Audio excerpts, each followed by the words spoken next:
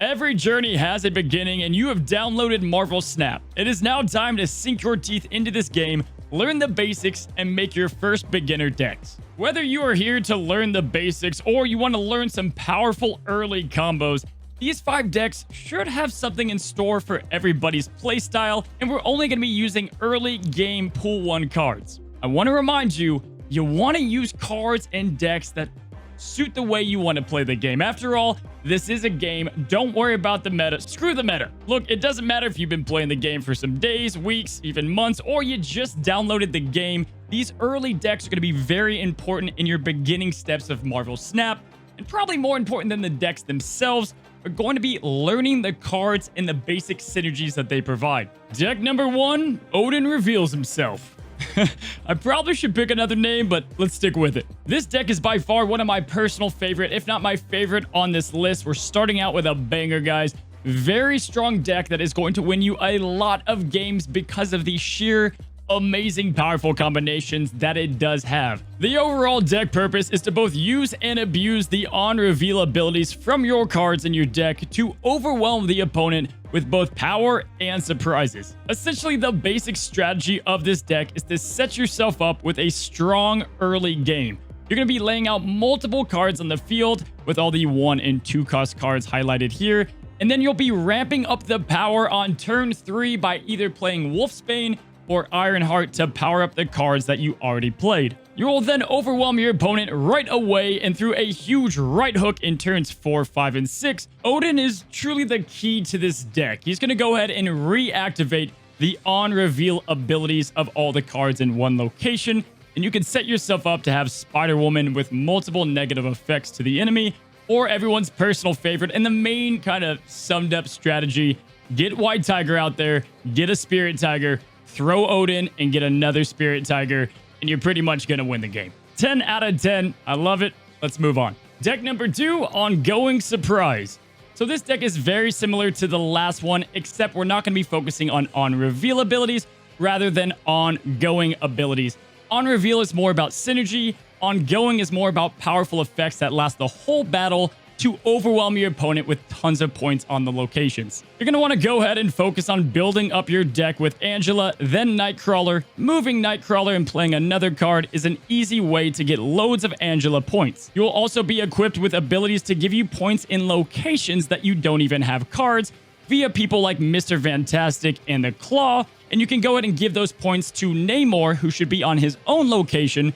Namor is a great card that will quickly get kind of redundant after a while, but early game, he definitely gets the job done. And then go ahead and finish your deck off with either Spectrum or Onslaught, depending on your playstyle. Onslaught is about making one location extra great, and Spectrum gives all the ongoing effects plus 2 power, which can definitely throw your opponent off. Do you want to punch your opponent right in the mouth, cut to the chase, and go full out aggressive? Great, this deck is going to be for you. You'll be going into all-out attack mode and learn the basics of an early discard deck as you play around again with Angela and building up your Apocalypse throughout the battle by discarding him with cards such as Lady Sif and or Swordmaster and Blade. Building up Apocalypse can quickly win you one location all by himself, and or you have American Chavez just in case you're not able to build him up.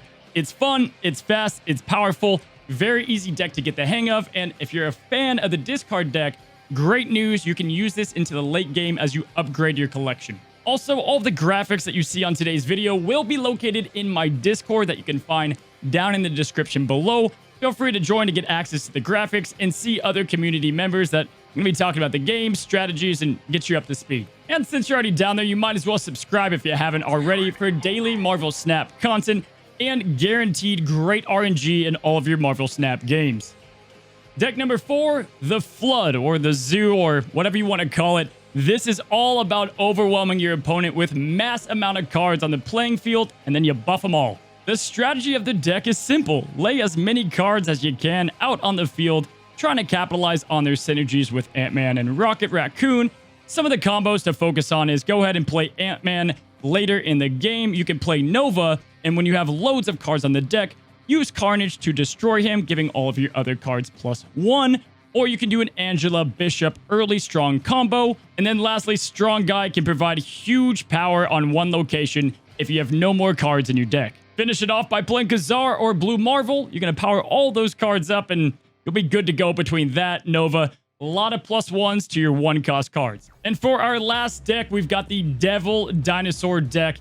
This deck is going to focus on 1 card and 1 card only, the Devil Dinosaur, if you didn't see that coming. As Kylo would say, more cards, the better and the merrier. While this deck does focus on Devil Dinosaur, you'll be using cards like Moon Girl, White Queen, Cable, Mantis, and Sentinel to go ahead and get more cards to your deck, powering up the Devil Dinosaur, and then throwing on either Iron Man or Onslaught to have a very powerful location to win you the game. To keep it simple, this is just a great deck. And again, my favorite part about it is you'll get access to your opponent's cards. You're definitely going to win at least 1 location with Devil, Iron, or Onslaught. And you should be successful in grabbing some other powerful combinations to secure the other location. So there you have it. Those are the 5 best beginner decks only using Pool 1 cards. I'm going to be having a video following this one talking about all the cards separately because, like I said, it's about the cards, not the deck. And again, I remind you to be sure to try them all out. Find one style that you like the most. It's really going to make your whole experience a whole lot better. My friends, if this video was helpful to you, go ahead and click the like button down below. And if you haven't already, be sure to subscribe for more daily Marvel Snap content here at the Cozy Snap channel. It also helps get my videos out there to more of the public. We've got 1 month left until launch, guys. Super stoked for all the content to come. We'll see you next time.